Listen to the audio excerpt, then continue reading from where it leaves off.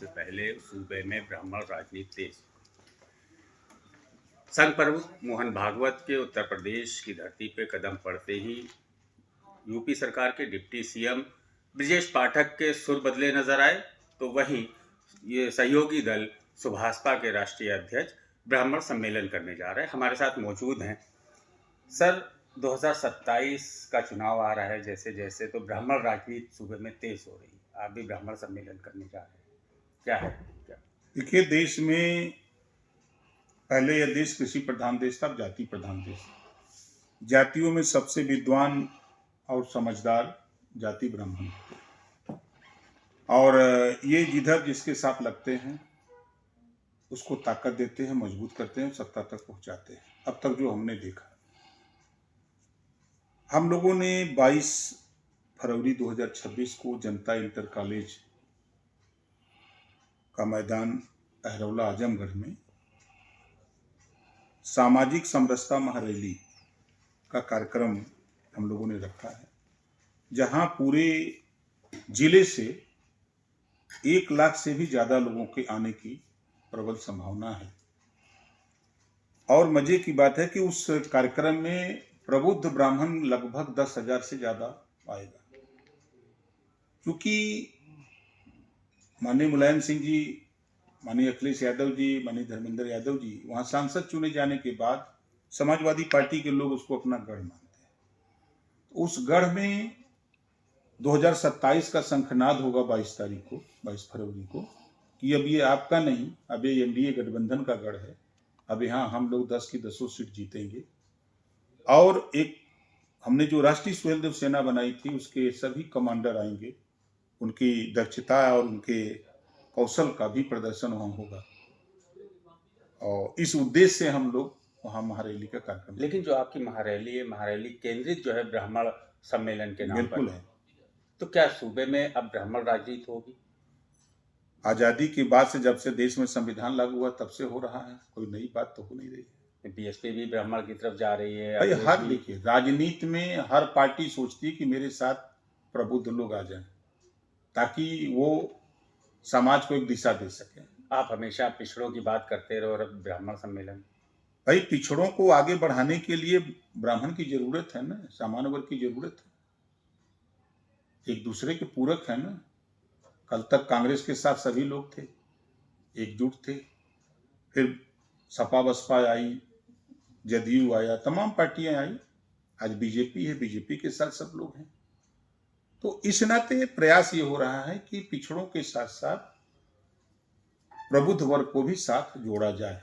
कहीं ऐसा तो नहीं योगी सरकार पे क्षत्रिय का ठप्पा लगा था, उस ठप्पे को खत्म करने के लिए किया जा रहा है? नहीं, ऐसा कुछ नहीं है। उनके ऊपर, वो मुख्यमंत्री हैं, 25 करोड़ आबादी के मुख्यमंत्री हैं। अखिलेश यादव लगातार अखिलेश यादव क्या करेंगे? जब वो सरकार में थे तो अपने अकाउंट को बढ़ाने का काम किया, उनके ऊपर जो ठप्पा लगा वही ठप्पा इधर लगाना चाहते हैं, और क्या करेंगे। संघ प्रमुख मोहन भागवत जब उत्तर प्रदेश में आए हैं, तो एक पुराना मुद्दा, करीब 1 महीने पुराना मुद्दा माघ मेले का ब्रजेश पाठक ने एक कार्यक्रम के दौरान उठाया कि बटुकों की चोटी वहाँ खींची गई, गलत किया गया, महापाप किया गया, और जिन लोगों ने ये किया है उनको माफ़ी नहीं मिल सकती है। उन्होंने अगले ही दिन जो है 101 बटुकों का सम्मान भी किया, और फिर अगले दिन वो काशी भी चले गए। तो क्या ये संदेश है? देखिए, धर्म के लिहाज से सनातन धर्म में किसी की चोटी पकड़ना या खींचना ये गलत है, जुर्म है, अपराध है। तो ये बात अब तक क्यों नहीं बोली थी इन्होंने? नहीं बोला तो है, अब बोला है, 1 महीने बाद बोला है। केशव मौर्य ने पहले बोला था शंकराचार्य के समर्थन में, बोला था ना। केशव मौर्य ने बोला था। केशव मौर्य जी बोले या मुख्यमंत्री बोले या ब्रजेश पाठक जी बोले, सरकार बोल रही है ना। 1 महीने बाद जो है ब्रजेश पाठक जी ने इस बात को बोला, अगले ही दिन काशी चले गए। क्या संदेश है ये संदेश कि भाई अब आपके ऊपर जुर्म नहीं होगा, हम लोग सचेत हो गए हैं। इस तरह की जो वारदात हुई है, सनातन धर्म में ऐसा नहीं होना चाहिए, इस बात को वो कह रहे हैं, और उस बात को सही बोल रहे हैं। अच्छा, एक चूंकि आप अल्पसंख्यक कल्याण मंत्री भी हैं, कल कमाल अख्तर ने, मुख्य सचेतक है समाजवादी पार्टी के, उन्होंने लाउड स्पीकर को लेकर सदन में आवाज़ उठाई कि रमज़ान के महीने में सहरी और अफ्तार के लिए लाउड स्पीकर की अनुमति दी जाए। जिसको संसदीय कार्य मंत्री ने सिरे से खारिज कर दिया।